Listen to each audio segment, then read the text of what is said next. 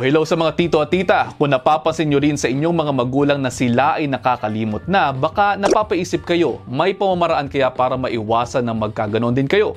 Nako. Kung ganyan ang mga naiisip ninyo, halina kayo, pakinggan nyo ito.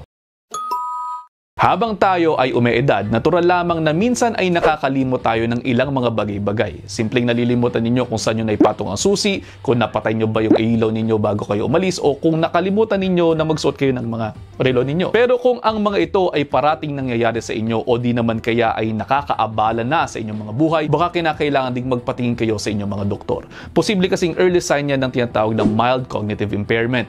Pero hindi naman yan parati. May mga test na maaaring gawin sa inyo ng inyong mga doktor tulad ng inyong clock drawing test at memory recall. Typically nga, pagsasabihin kayo ng 3 salitang hindi magkakaugnay tulad na lamang halimbawa ng mangga, mesa at pera. Tapos ipapaulit yan sa inyong makalipas ng 1 minuto, 3 minuto, 5 minuto at pagkatapos inyong mag-drawing ng relo. Pero syempre, ayaw na natin humantong pa sa pagkakataong makakalimot na talaga kayo. Kaya naman naririto po ilang tips para sa inyo, mga natural ways lamang ito para magpalakas ng inyong mga brain power. Unang-una, movement. Galaw-galaw po kayo. Hindi lamang yan para hindi agad pumanaw pero para din lumakas ang inyong mga brain power at hindi ka agad tayo makalimot.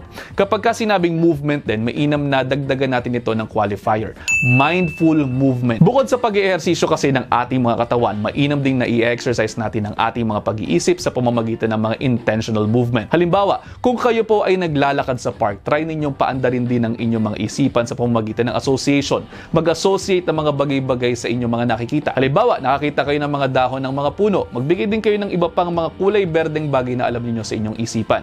Dahil alam niyo na rin na madalas ninyong nawawalang inyong mga susi. Kunwari, subukan din niyo pong i-associate sa isang box ang inyong susi. Doon niyo parating ilagay yan para hindi rin nawawala. Mindful movement ang tawag po dito. Pwede rin kayong magsagawa ng iba pang bagay bukod sa mga yan.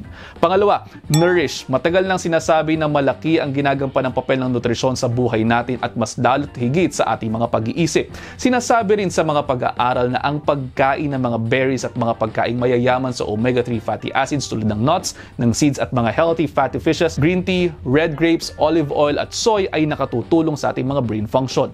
Sinasabi rin na ang mga nabanggit na plant foods ay sinasabing nakatutulong din po sa paggawa ng mga brain-derived neurotropic factors o yung BDNF na nakatutulong sa brain structure and function, kaya mas mainam na mayroon kanyan upang makatulong sa pag-iwas sa pag-deteriorate ng inyong mga memorya.